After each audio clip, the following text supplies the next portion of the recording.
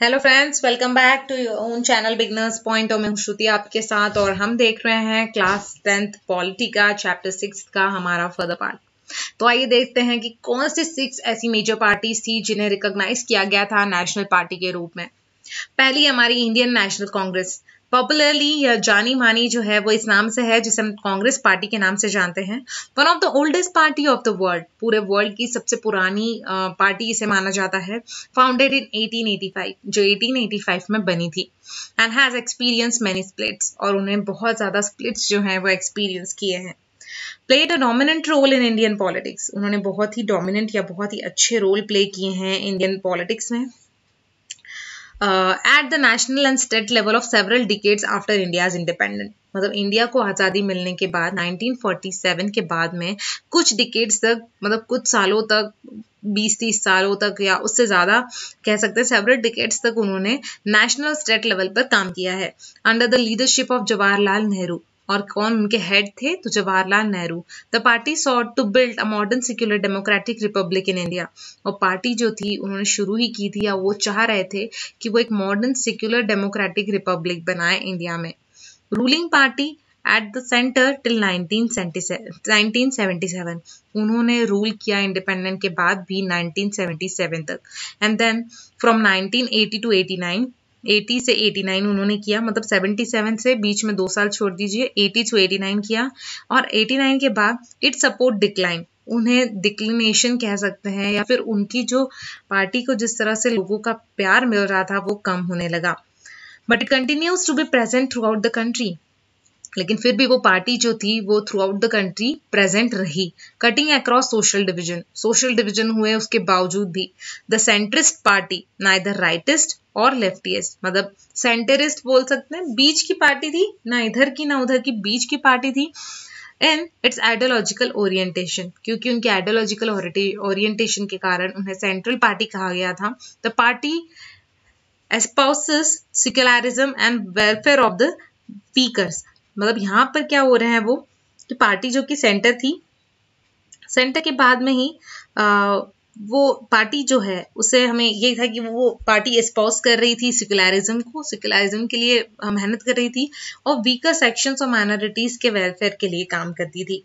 Supports new economic reforms, वो नए नए इकोनॉमिक रिफॉर्म्स जो है उन्हें सपोर्ट करती थी, but with the human face. Emerged as a large party with 145 member in Lok Sabha elections held in 2004.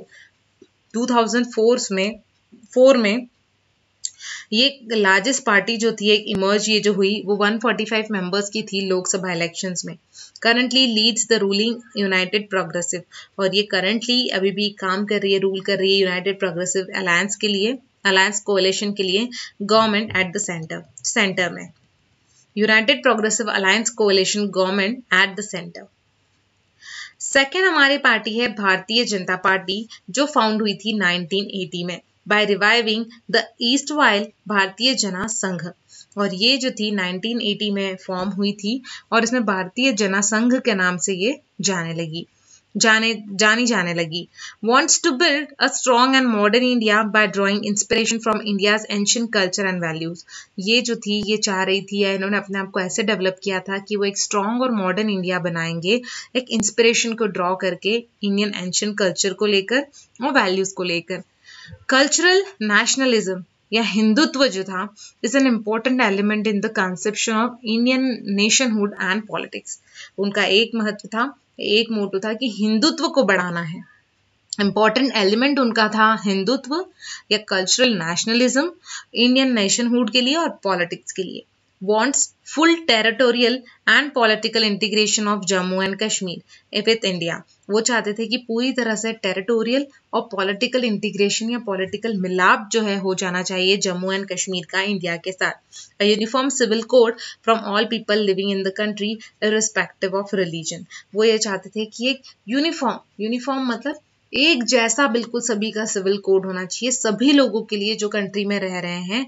Religion को छोड़ दो, किसी भी चीज का कोई भेदभाव नहीं करना है।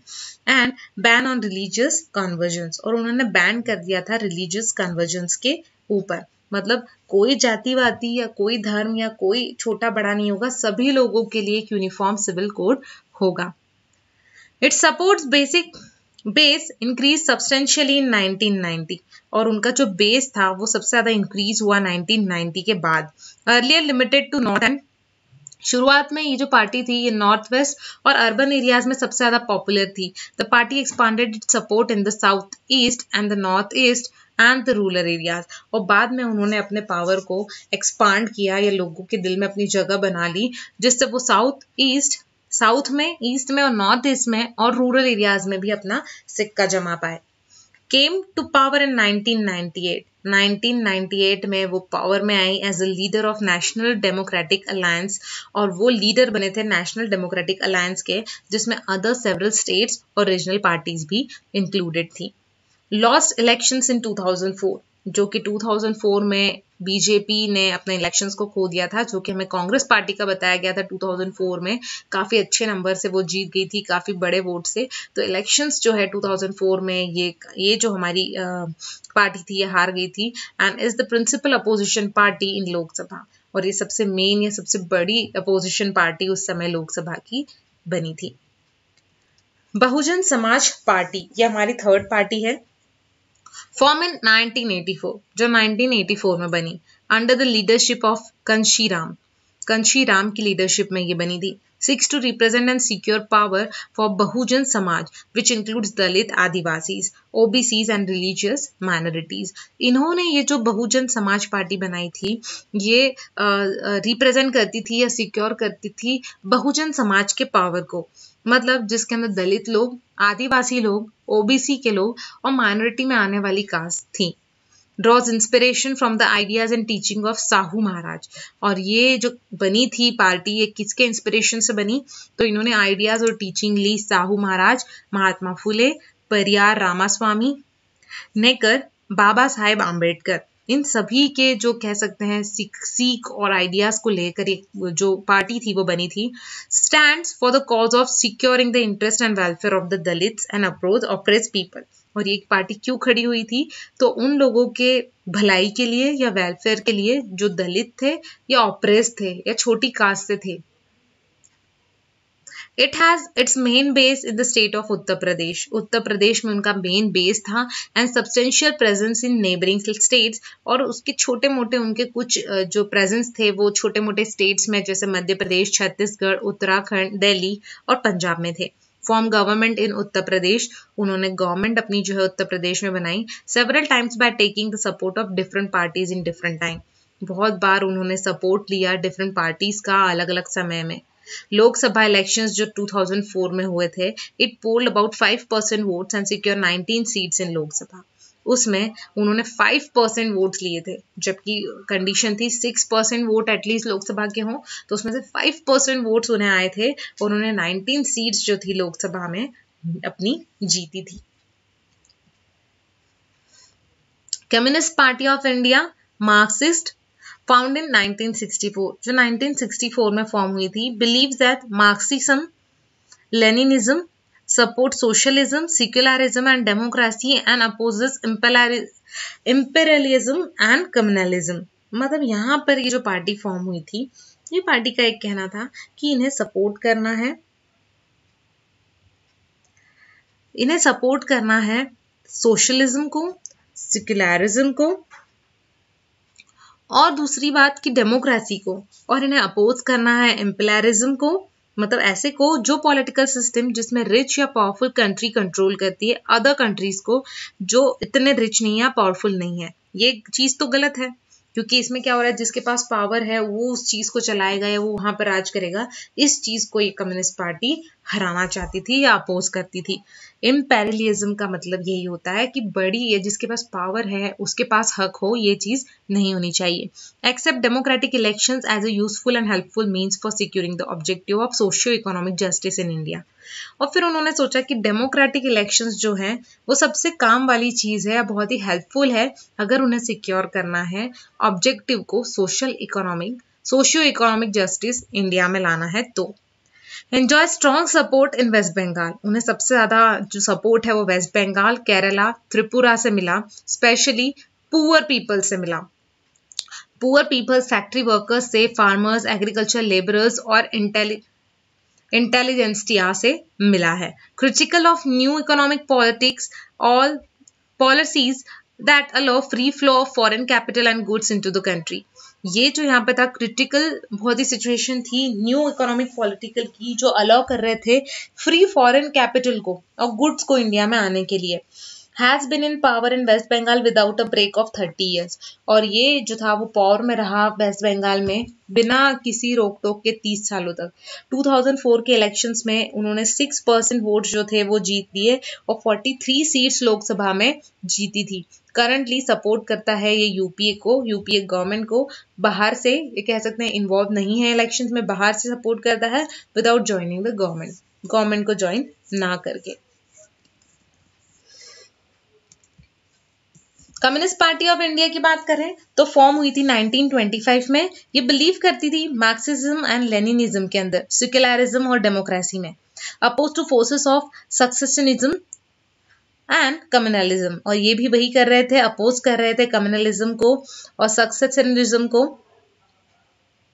Accept parliamentary democracy as a means of promoting the interest of working class. उन्होंने क्या किया था, पार्लियामेंट्री डेमोक्रेसी को एक्सेप्ट किया था अपने मीन को, मतलब as a means of promoting, उन्होंने प्रमोट किया था इंटरेस्ट को वर्किंग क्लास, फार्मर्स और पुअर पीपल के।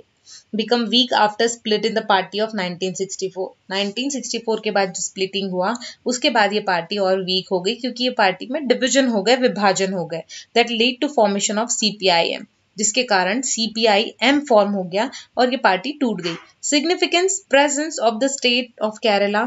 सिग्निफिकेंस प्रेजेंस, ये सबसे ज्यादा प्रेजेंस किसका था, कौन से स्टेट्स का, तो केरला, वेस्ट बंगाल, पंजाब, आंध्र प्रदेश एंड तमिलनाडु ये सपोर्ट करते थे।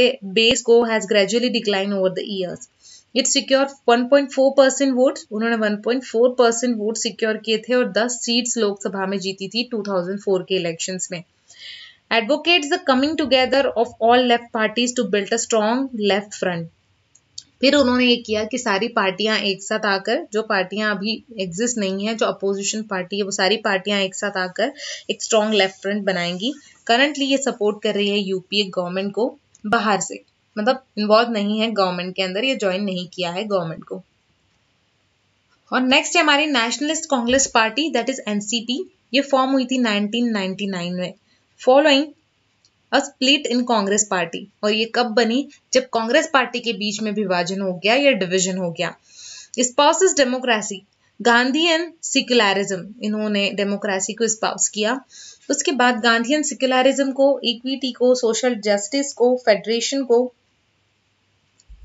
हाई ऑफिस मतलब ये था इक्विटी, सोशल जस्टिस और फेडरलिज्म को इन्होंने माना। wants that high offices in government be confined to natural born citizen of the country। वो चाहते थे कि हाई ऑफिसेस जो हैं गवर्नमेंट के ये कन्फाइंड होने चाहिए नेशनल बॉर्न जो सिटीजन है, नेचुरली बॉर्न जो सिटीजन है कंट्री के, उन्हें इंपॉर्टेंस दिया जाना चाहिए। मेजर पार्टी जो थी महाराष्ट्र में थी और सिग्निफिकेंट प्रेजेंस इसका मेघालय, मणिपुर, आसाम में था। कोalition पार्टनर जो थे इसके वो महाराष्ट्र, इन the state of Maharashtra in alliance with Congress since 2004। Congress के साथ में अलायंस था और 2004 में member of United progressive alliance ये बने थे, मतलब सिंस 2004 ये मेंबर थे यूपीए के। तो दोस्तों इस तरह से हमने देखा कि ये 6 पार्टीज जो थी, ये लार्ज पार्टीज जो थी, ये रिकॉग्नाइज पार्टी के रूप में मानी जाती हैं और ये 6 पार्टीज के इस तरह से डिस्क्रिप्शन थे। तो यहाँ तक हमारा ये चैप्टर कंप्लीट होता है। स्टेट पार्टीज को हम अपने अगले वीडियो में कवर करेंगे। आई होप कि आपको मेरा ये वीडियो पसंद आया होगा, और अगर आपको मेरा ये वीडियो पसंद आया है तो प्लीज़ मेरे चैनल को सब्सक्राइब करें और वीडियो को लाइक करना ना भूलें। Thank you so much. Thanks a lot.